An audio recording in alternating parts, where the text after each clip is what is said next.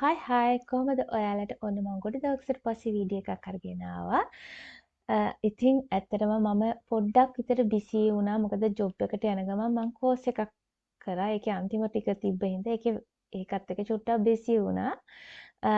ඉතින් මම දැන් පොඩ්ඩක් විතර ෆ්‍රී එකේ ඉන්නවා. ඒ හින්දා මට හිතුණා මෙන්න මේ වීඩියෝ එක කරන්න ඕන කියලා. මේ වීඩියෝ එකේ අයිඩියා එක දුන්නේ මයුම්දි. ඔයාලා දන්නවනේ මම අවුරුදු 2කට කලින් තමයි මෙහෙට ආවේ. එද්දි මම එද්දි ආවට පස්සේ වීඩියෝ දෙකක් පබ්ලිෂ් කරා. එකක් ඕස්ට්‍රේලියා ගමන part 1 part 2 කියලා. එතකොට අපි දැන් අපි ඊට පස්සේ මම ඇවිල්ලා ලංකාවටත් ගිහිල්ලා ආවා. මයුම්ද කිව්වා ඒ වීඩියෝ එක බලලා දැන් ඔයාට මොනවද හිතෙන්නේ කියලා. මගේ ෆීලින් එක මොනවද, මට හිතෙන්නේ මොනවද, මම කතා කරපු දේවල් ගැන වීඩියෝ එකක් කරන්න කියලා. ඉතින් මට හිතුණා ඒක හොඳ අයිඩියා එකක් කියලා. ඉතින් මම ඒක කරන්න ගත්තා. ඉතින් බලමු කොහොමද ඒක මට දැනෙන්නේ කියලා. අවුරුදු 2කට පස්සේ ඒ කරපු වීඩියෝ එක ගැන ලැජ්ජා හිතේද මොනවද මේ කියෙව්වේ කියලා බලමු ඉතින් වීඩියෝ එකත් එක්ක. දිගටම එකතු වෙලා ඉන්න මගේ වීඩියෝ එකත් එක්ක කොහොමද මගේ ඒක දැන් මට ෆීල් වෙන්නේ කියලා බලන්න.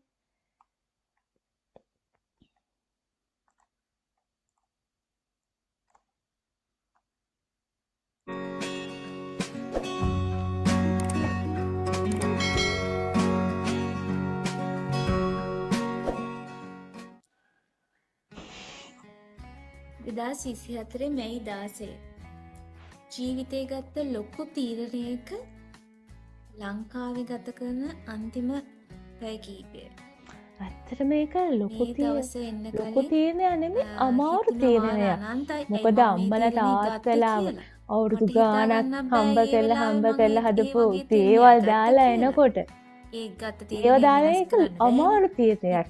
ලොකු තීරණයක්, අමාරු තීරණයක් දැන් මට හිතෙන්නේ. ඕස්ට්‍රේලියාවේ යන්න කටුනායක එයාපෝට් එකේ මයුම්දී තමාල් වෙනස් වෙලා තින්නේ. මයුම්දීගේ කොණ්ඩේ මෙතනට අපි එද්දී ඔය ඕස්ට්‍රේලියා එන්න කලින් අපි මයුම්දීගේ මයුම්දී කොණ්ඩේ දිගට තිබ්බා. ඕස්ට්‍රේලියා එන්න කලින් එයාගේ කොණ්ඩේ පොඩට කැපුවා ඔය විදිහට බොක් කට් එක. දැන් නම් දිගට වැවිලා. ලොකුම වෙනස මට තියෙන්නේ මයුම්දීට තමයි තියෙන්නේ කියලා. ඔයාලත් එක්ක බෙදාගන්න. ඉතින් අපි මේ යන්නේ duty free shops duty free shop එක ඇතුලේ. අපි මෙතන නම් මුකුත් ගත්තේ නැහැ. දැන් නා තාම මට නම් මේව මං ගිහිල්ලා දැන් ආපහු ආවනේ. මේව නම් කිසිම දෙයක් වෙනස් වෙලා නැහැ. මේ විදිහම තමයි තියෙන්නේ. අපි තුන්දෙනාම මේ මොහොතේ හිත ඇතුලේ ලොකු දුකක් හිර කෙරගෙන ඉන්නවා. ඇයි අපි යන්නේ කියලා. සෑහෙන දුකක් තමයි හිතට දැනුනේ. මොකද්ද ඒ කරේ මෙහෙම කියලා. තාමත් හිතෙනවා ඇයි අපි මේ වගේ තීරණයක් ගත්තේ කියලා. දැන් නම් හිතෙනවා ඒ තීරණේ ගත්තේ වෙන මොකක්වත් හින්දා නෙමෙයි. අපි ඉපදිනකොට අපි මොන හරි දේවල් අරගෙන එනවනේ. අතමිට මොලවගෙන කියන්නේ. අන්නේ අතමිට මොලවගෙන ආපු දේවල් තමයි අපි මේ කරන්න කියලා. නැතුව බලාපොරොත්තුවක් තිබ්බේ නෑනේ එහෙම ලොකුවට මේ වගේ රටකට එන්නේ කියලා. අතමිට මොලවගෙන ආපු දේ තමයි දැන් මේ වෙන්නේ. සති 3ක් විතර වෙන මේ ගත කරපු මේ කාලේ මට දැනෙලා තියෙනවා. ඇස්සත් වෙනවා. ඉතින් අපි ඒවත් එක්ක කොහොමද ඉස්සරහට යන්නේ කියලා ඉතින් බලමු. දැනට මම මේ ඔයාලට අපේ මේ එයාපෝට් එකෙන් යන ගමන තමයි පෙන්වන්නේ. පිස්සු හැදෙනෝනේ මතක් වෙද්දි. ඔක්කොම දේවල් බෑග් 3කට දාගෙන එනවා කියන්නේ. ඔක්කොම දේවල් අතහැරලා බින්දුවෙන් පටන් ගන්න. අයියලාව මල්ලිලාව එයාගේ පොඩි ළමයින් දාලා යනවා කියන එක. අඩේ මං අඬනවා. ඇත්ත. එන්න වේද මෙහෙට කියන එක හිතේ තියාගෙන ප්‍රතිපෝ ඔයා අවුරුදු 1මාරකින් ලංකාවට ගියා. දැන්ට මගේ ඇස් වලට කඳුළු එනවා ඒක මතක් වෙද්දී අඬනවා මං. මට මතකයි මම මේක කරේ තනියම ගෙදර ඉන්නකොට.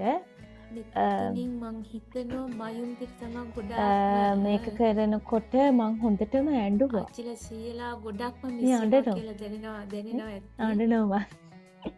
මෙන්න මට ඉන්නත් යනවනේ. මං අපි සෑහෙන අවුලකින් ඉඳී ඉතින් ඔක්කොම දාලා මොකද්ද කරේ කියලා අදහස ඉන්නේ මුල් දවස්වල ඉන්නේ. ඒකත් එක්ක ඇඬෙනවා නෙමෙයි ඇඬෙනවා. මොකද මයුම්දී ආච්චිගේලාගේ සීයාගේ ආදරේ උපරිමයෙන්ම ලැබු කෙනෙක්. මං ඇඬෙනවා. මේ යන ගමනේදී මට ඒ දේවල් දැනෙන හොඳටම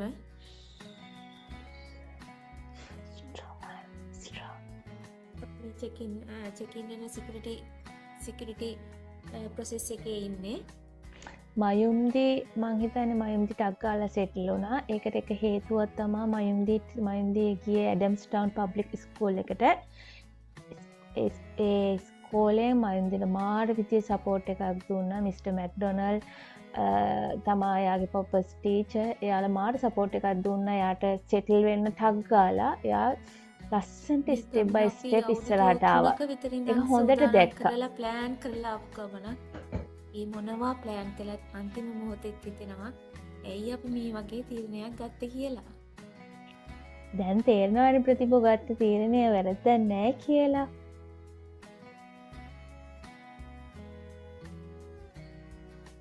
ඉස්සරහට මොනවා වේද කියන්න දන්නේ නැහැ. මගේ නෑයින් මගේ සහෝදරයින් ඒක ඇත්ත. සමීපතයින් දාලා යන්න තියෙන දුක තමා වැඩිපුරම තියෙන්නේ. ගිහිල්ලා එද්දිත් අපිට මේ පාර ගිහිල්ලා එද්දිත් ඒක තමයි අමාරුම දේ. කට්ටියව දාලා එන එක අම්මලා තාත්තලාව නංගිලාව අක්කලාව මල්ලිලාව අයියලාව දාලා එන එක තමයි අමාරුම වැඩේ. ඒක මං හිතන්නේ කොයි වෙලාවෙවත් නැති වෙයි කියලා ගිහිල්ලා එන හැම මොහොතෙම ඒක දැනෙනවා. ඉතින් කරන්න තියෙන එකම දේ පුළුවන් තරම් කට්ටියව මෙහෙට ගන්න එක.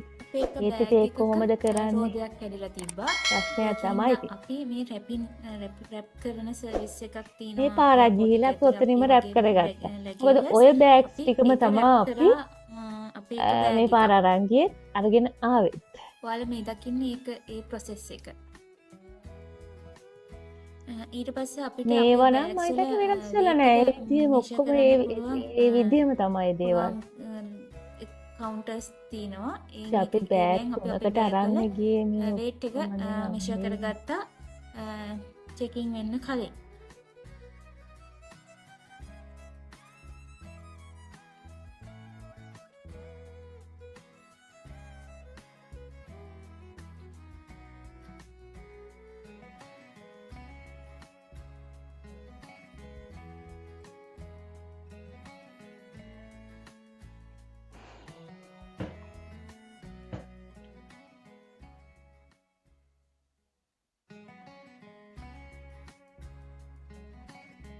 එයාපෝට් එක ඇතුලේනේ මං චුට්ටක් යවන්න. දැන් නෑ එච්චරම. අපි එක බෑග් එකක් එක්සස් බෑගේජ් එකක් විදිහට අපි ගත්තා. එතකොට අපිට ඒකට පේමන්ට් එකක් කරන්න උනා. මට මතක විදිහට 65000 විතර පේමන්ට් එකක් ඒ දවස්වල කළා. අපි එක්සස් බෑගේජ් එකට.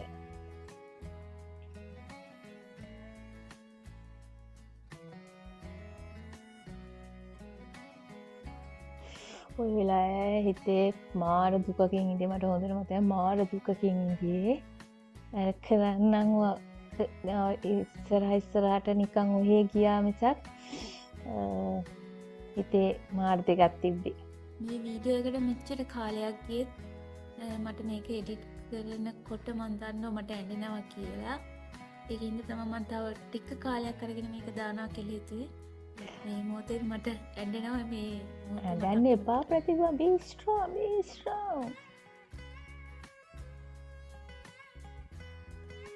දැන් ඔයා ඒ කාලේ පහු කළානේ. චෙකින් වුණාට පස්සෙත් අපිට ඩියුටි ෆ්‍රී එකක් තියෙනවා. ඩියුටි ෆ්‍රී එකකින් බඩු ගන්න පුළුවන්. ඔය තියෙන සංජය ජොබ් එකකින් ලංකා ජොබ් එකකින් අයින් පස්සේ යා පොඩි බිස්නස් එකක් කරා NDTම ඒකේ ටී-ෂර්ට් එකක් ඔව්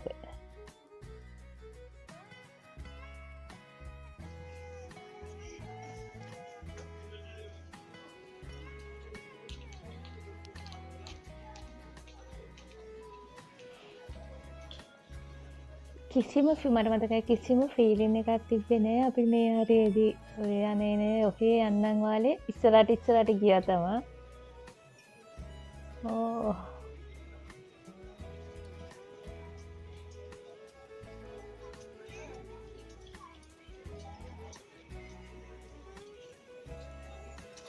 චුට්ටක් ඉස්සරහට යවන්න වන්නේ.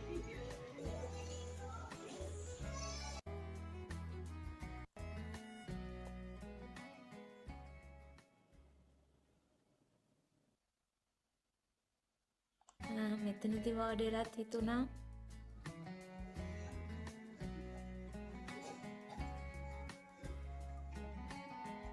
මං අඬනවද ඔය දේ ටිකේ වොයිස් කරන්න නැතුව එකපාරට. ගෙවල් දොරවල් හදලා ඔක්කොමත් සම්පූර්ණ වුණාට පස්සේ ඇයි මෙහෙම තීරණයක් ගත්තේ කියලා හිත හදාගත්තා. මේ ඔක්කොම දේවල් කරන්නේ මයුන්දී කවදා හෝ තව අවුරුදු 25කින් 30කින් එයා ගෙනගෙන ලංකාවේ ගෙන ඉවරනාට පස්සේ එයාට තනියම ඇවිල්ලා මේ කට්ට කන්න නොදෙන එක හොඳයි නේ කියන එක හිත හදාගෙන ඉතින් අපි ෆ්ලයිට් එකට නැග්ගා. ඒක ඇත්ත. පැසිෆික් එයාර්ලයින් එකේ ෆ්ලයිට් එක. ඇත්තටම එයාට තමයි අපි ආපු එකේ බෙනිෆිට්ස් ගොඩාම තියෙන්නේ. අපි යම් කිසි මට්ටමක කට්ටක් කනවා ඒක නෑ කියන්න බෑනේ. හැබැයි එයාලට ළමයින්ට ඕන කෙනෙක් අපේ මේ ස්කිල් මයිග්‍රේෂන් එකට තියෙන මේ අපේ වයසත් එක්ක බලද්දී එයාලත් එක්කෙන දරුවන්ට තමයි මං හිතන්නේ ඒකේ වැඩිපුරම බෙනිෆිට් එකක් ලැබෙන්නේ.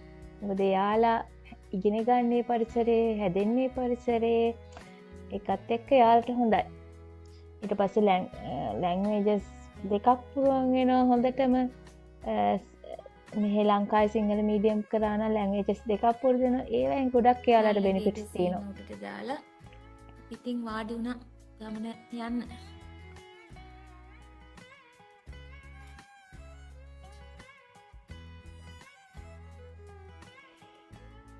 ඉතින් ඕම තමයි ඒ ගමන අපි ගියේ. මයුන්දි තමා ලස්සනම. දැන් එයා ගොඩක් වෙනස් වෙලා. දැන් මගේ උසට වගේ ඉන්නවා. හොඳම දේ අයියාගේ පුතාට බිනුකට මයුන්දිව අපි ලංකාවට ගියහම එයාට අඳුර ගන්න බැරි වුණා එයාපෝට් එකේ මයුන්දිව දැකලා. මොකද උස ගිහිල්ලා ලොකු වෙනසක් නේ. එයාට ඒකට අඳුර ගන්න බැරි වුණා. ජීවිතේ අපිට තියෙනවා අමාරු තීරණ ගන්න. මේ අමාරු තීරණ කොහොම හරි අරගන්න ඕනේ. අරගෙන මම පඩි ටෝකුත් දීලා ඒ දවස්වල වැරදුනත් ඒ වැරදිච්ච දේවල් වලින් අපි දෙයක් ඉගෙනගෙන එතනින් නැගිටින්නම ඕන. ඔව්. නැත්නම් අපි මේ ගත කරන ජීවිතේ පළක් නැහැ. ඉතින් මේ වෙලාවෙත් මම මෙයා ගත්ත ඒ කියන්නේ අපේ ජීවිතේට ටාගට් එකක් තියෙනවා. ඒ ටාගට් එකට අනුව අපි වැඩ කරන්න ඕනේ. ඒකට අනුව ඒ වැඩ කරගෙන යනකොට සෑහෙන බාධක ප්‍රශ්න අරව මේවා එනවා. හැබැයි අපි ඒ ටාගට් එකට ඒව පහු කරලා කොහොම හරි යන්න ඕන. උදාහරණයක් කියන්නම් මම ගිය අවුරුද්දේ මට තිබ්බ ටාගට්ස් ගෝල්ස් වගේ මේ ඇචීව් කරගන්න. ඇත්තටම මම ඒ ගිය අවුරුද්දේ ඒ ටික ඇචීව් කරගත්තා. ගොඩක් දේවල් හැමදේම නෙමෙයි. සෑහෙන ප්‍රමාණයක් ඒක ඇචීව් කරගත්තා. ඒ මොකද මගේ ඔළුවේ ටාගට් එකක් තිබ්බා. ඒකට මම වැඩ කරපු හින්දා.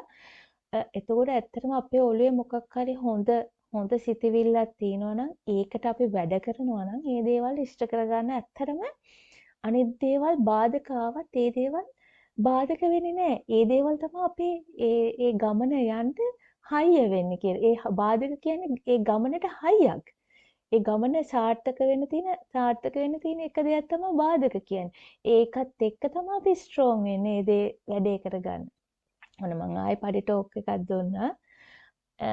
ඉතින් ඒක තමයි ඇත්ත. අපි හයිය වෙන්න ඕන මොනවට හරි දෙයකට අපේ හිත හයිය වෙන්න ඕන ඒ දෙයට යන්න. බාධක ආවත් ඒ දේවල් එක්ක ඉස්සරහට යන අපේ හිත හයිය වෙන්න ඕන. ඒක තමයි වෙන්න ඕන දේ. හිත තමයි හැම දෙයකටම මුල. බලමු වීඩියෝ එක.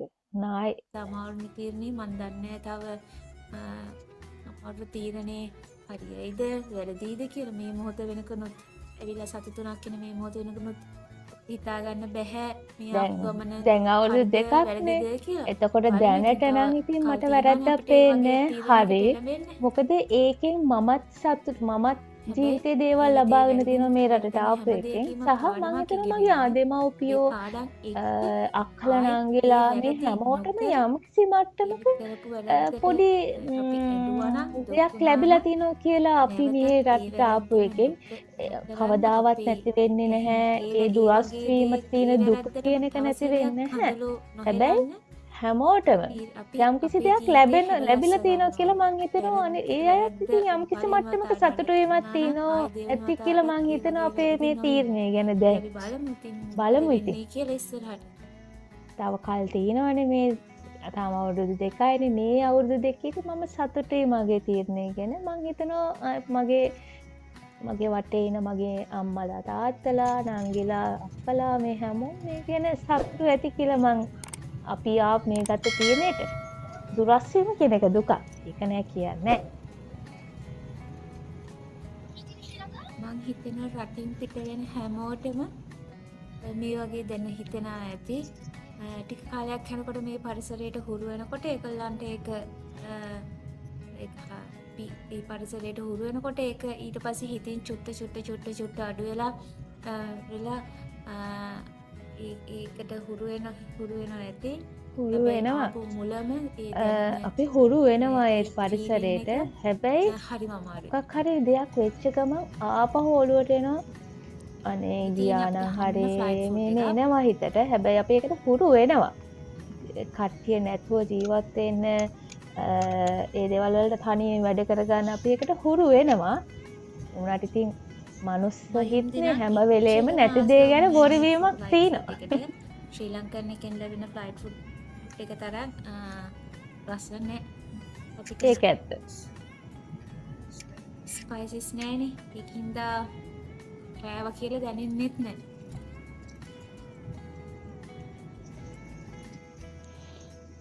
මම චුට්ටක් මේක ස්කිප් කරන්නම් මෙතන මේ ටික. මේ තියෙන්නේ මම එක ෆිල්ම් එකක් අපලන හොඳට නිදාගත්තා. දුක යන්නත් එක හොඳට නිදාගත්තා. මගේ හොබි එක තමයි අදනම නිදා ගැනීම.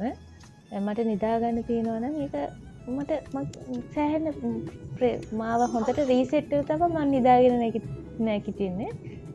ඒක මම නිදා ගන්න. මම හැමදාම ෆ්ලයිට් එකේත් මම කරන්නේම නිදා ගන්න එක. මේ පාර ගියාව දෙකේවත් හොඳට නිදාගත්තා. ඒක ෆිල්ම් එකක් බැලුවා. මද ශ්‍රී ලංකා හරි ඔන්න එකක්. ඒ ෆිල්ම් එක ලස්සනයි.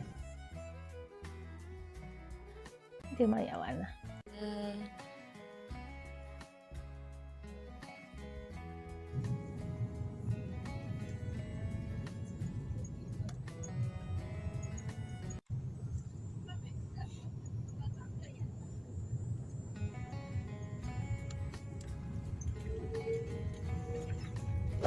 මේ හොංකොං වල ලෑන්ඩ් කරන මට ඉතින් කොලෙක් මම ටික යවුවා. එහෙනම් වීඩියෝ එක ටිකක් දික් වෙනවනේ.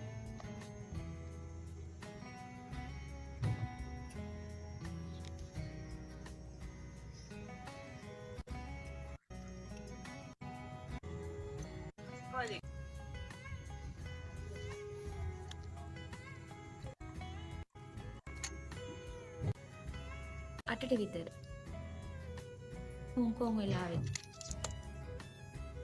අපි හොංකොං වල පැය 12ක් ඉන්දියා ඊළඟ ෆ්ලයිට් එක ගන්න.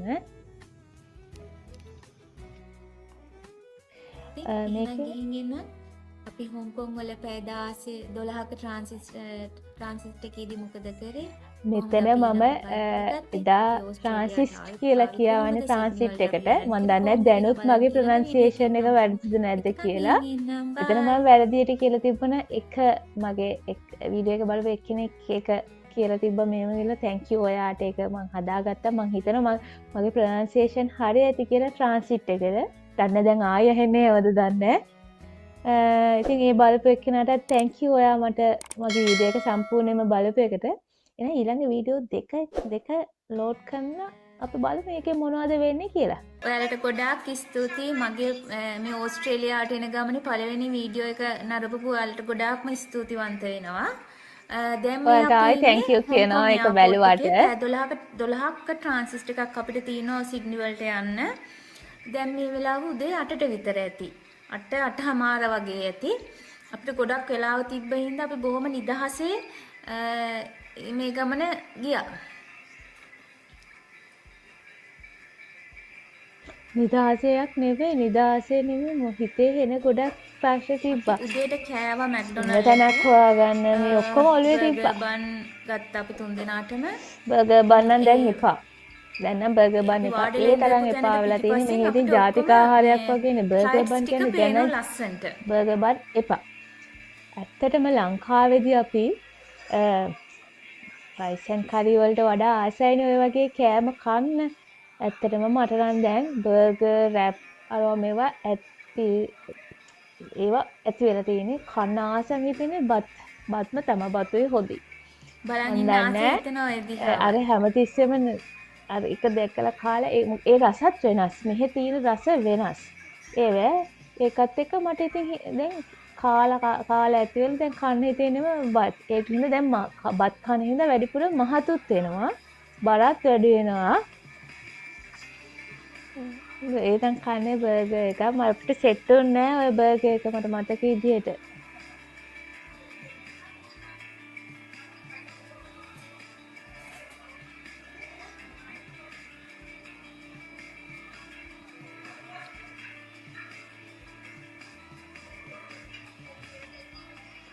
සෝස් හම්බුන්නේ නැහැ මට මතක විදියට ඔය වෙලාවේ. ඒක හින්දා තමයි ගොඩක් තවත් හිතුනේ. හරි නෑ කියලා. මම මේව නැද්ද කියලා ඇහුවේ. Tomato sauce. ටොමැටෝ හරියට සෝස් හරියට හම්බුන්නේ නැහැ අපිට අපේ පොටේටෝ චිප්ස් එකත් එක්ක. ඒක තමයි. මෙහෙ ඉතින් ඒක වෙනමම ගන්න එපා.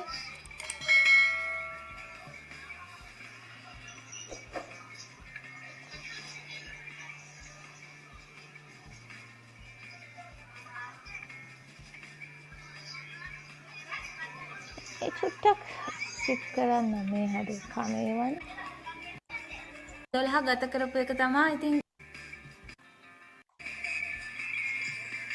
ලෝකයේ තියෙන ලොකුම එයාපෝට් වලින් එකක් තමයි හොංකොං එයාපෝට් එක කියලා කියන්නේ.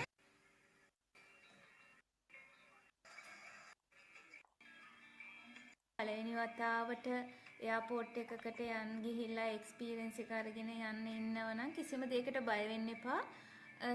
හොඳට ගයිඩ්ලයින්ස් තියෙනවා බෝඩ්ස් තියෙනවා අපිට ෆලෝ කරන්න. ඒක ඇත්ත. එයාපෝට් එකක යන්න බය වෙන්න ඕනේ නැහැ. ඒකට හොඳට ඩිරෙක්ෂන්ස් පෙන්නලා තියෙනවා. ඒකින්ද එයාපෝට් එකක බය වෙන්න ඕනේ නැහැ. ඒ අතරමං වෙන්නේ නැහැ. වෙලාවට කලින් ගියොත් මම හිතන්නේ ඒක එයාපෝට් එකේ ප්‍රශ්නයක් වෙන්නේ නැහැ. රොබෝ කෙනෙකුත් ඉන්නවා. අපි ඕක දිහා ටිකක් කළා බලාගෙන ඉඳියා මෙයා ක්ලීන් කරන විදිය. මම පළවෙනි වතාවට තමයි රොබෝ ක්ලීනර් කෙනෙක්ව දැක්කේ. ඉතින් මට හිතුණා ඒක ඔයාලත් එක්ක ෂෙයා කරගන්න. මෙහෙනම් ඒවා තියෙනවා එච්චර ගණනුත් නැහැ. හවුස් ගෙවල් වලට තියාගෙන ඉන්නවා මේ පොඩි රොබෝ ක්ලීනර්ස්ලා. එච්චර ගණන් ඒවා ඒ කියන්නේ ලොකු ගාන ලංකාවේ මුත් එක්ක මේව කරද්දී ලොකුම ගාණක් වෙන්නේ නැහැ සාමාන්‍යයි. ඒ කියන්නේ සාමාන්‍යයෙන් ඕන කෙනෙකුට ගන්න පුළුවන් විදිහට තියෙනවා ඒවා.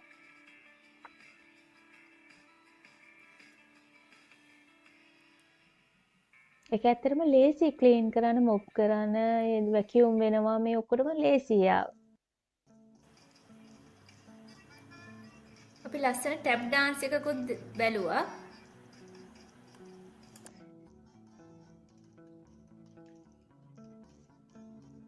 ඇත්තටම ඉතින් මෙහෙම වීඩියෝ එකක් අප්ලෝඩ් කරලා තියෙන එක අපිට පස්සේ බලලා සතුට වෙන්න පුළුවන් නේ අපේ ගත කරපු දේවල් අරව මේවා.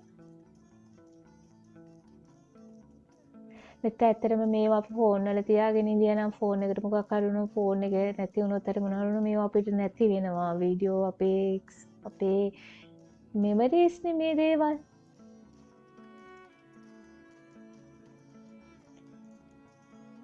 කොහොම හරි මම ඒ දවස්වල ඉතින් මේක අමාරුවෙන් දාපු එක ගැන ඇත්තටම මම අද සතුටුයි. කොහොම හරි මම මේක ඒ දවස්වල දැම්මානේ. මම අර කලින් කිව්වා වගේ මේක මේ වීඩියෝ ටික දැම්මේ අපි සති 3ක් සති 3කට පස්සේ ගිහිල්ලා ඒ වෙද්දී අපිට සෑහෙන ටිකක් ලොකු ප්‍රශ්න වලට මුහුණ දෙන්න වුණා. එකක් තමයි ලොකුම දේ තමයි ඩොලර් 7000ක ස්කෑම් එකකට අහු වුණා මාව. මගේ අතින් තමයි ඒක උනේ. ඉතින් ඒකත් එක්ක සෑහෙන අප්සෙට් මූඩ් එකකින් තමයි තවත් ඉඳියේ. ඉතින් අපි කොහොම හරි එතනින් ගොඩ ආවා. ඒ 7000 මං හොයාගත්තා. ගොඩ ආවා කොහොම හරි. ඇත්තම කියනවා නම් ඒ සිද්ධියත් එක්ක මම දැන් ඕස්ට්‍රේලියාව ගැන හිතාගෙන ඉඳපු විදිහක් තියෙනවනේ. මේ ජෙනුයින් කන්ට්‍රි ජෙනුයින් ඒ වචනේ පාවිච්චි කරන්නේ නැහැ. හොඳ රටක් නේද? ඇත්තට මේ රටවල් හොඳ රටවල්. එතකොට මම ලංකාව නරකයි කියන්නේ හැබැයි අර හිතාගෙන ඉඳපු තරම්මම හොඳවත් නෑ කියලා හිතුණා.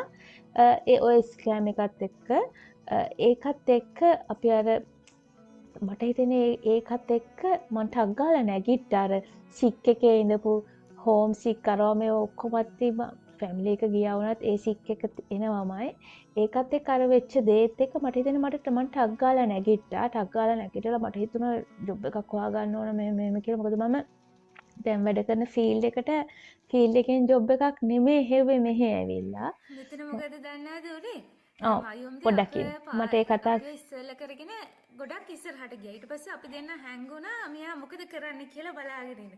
මෙයා දැන් බලාගෙන ඉන්නවා අපි දෙන්න එනකම්. මෙයා දැන් ඊට පස්සේ ආවට පස්සේ අපිට කියනවා මෙයා හිතුවලු මෙච්චර ලොකු දෙන්නෙක් කියලා මේ දෙන්නට පාර වැරදුනාද කියලා. එයා අපි දෙන්නට හිතින් බැන ඉඳිදි තමයි මාව දැකලා තියෙන්නේ. ඇත්ත තමා දැනුත් මයුම්දි අපිට මොනවා හරි කියනකොට මට අග්ගාල කියනවා අපි දැන් අපි හින්දෙන්න තමයි ඕස්ට්‍රේලියාවට ආවේ. අපි දෙන්න හොඳට ඉගෙනගෙන තිනවා. අපි දෙන්න වගේ කැපවීම උනන්දුව ඒවා හින්දා තමයි මේ ආවේ කියලා අපි දෙමම දැනුත් මයුම්දිට කියනවා.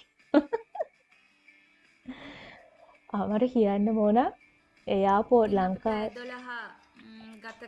ලංකාවේ එයාපෝට් එකෙන් ආවට පස්සේ හම්බෙච්ච පළවෙනිම ප්‍රශ්නේ තමා ටොයිලට් වල වොෂ්රූම් වල වතුර නැහැ ටොයිලට් වල. ඉතින් ඒක තමයි මුණ දීපු පළවෙනිම ප්‍රශ්නේ මෙහි ඔය ගමනේදී. ඒ වෙලාවේ අපි වෙට් වයිප්ස් අරගෙන ගියා.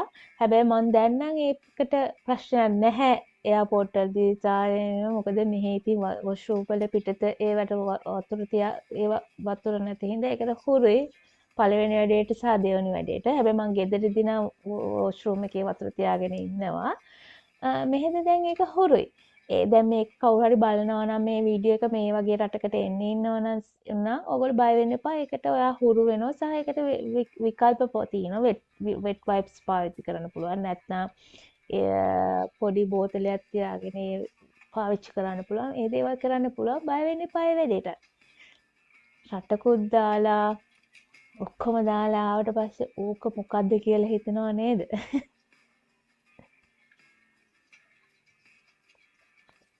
අමාරුයි ඒකට පුරුදු වෙන්න වතුර නැතිව. ඒ වුණාට ඉතින් ඔප්ෂන්ස් නැහැනේ. ඒ කියන්නේ කරන්න දෙයක් නැහැනේ. අපි මේකට කොහොම හරි බවුලගේ ගෙදර ආව නම් ඒ විදිහට ඉන්න ඕනනේ. ඒ විදිහ තමයි අපි ඒකට හුරු වෙන්න ඕනේ.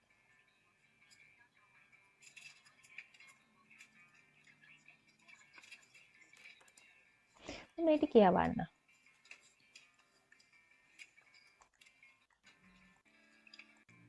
ස්ක්‍රීන් එකකට අරගන්න බලන්නේ.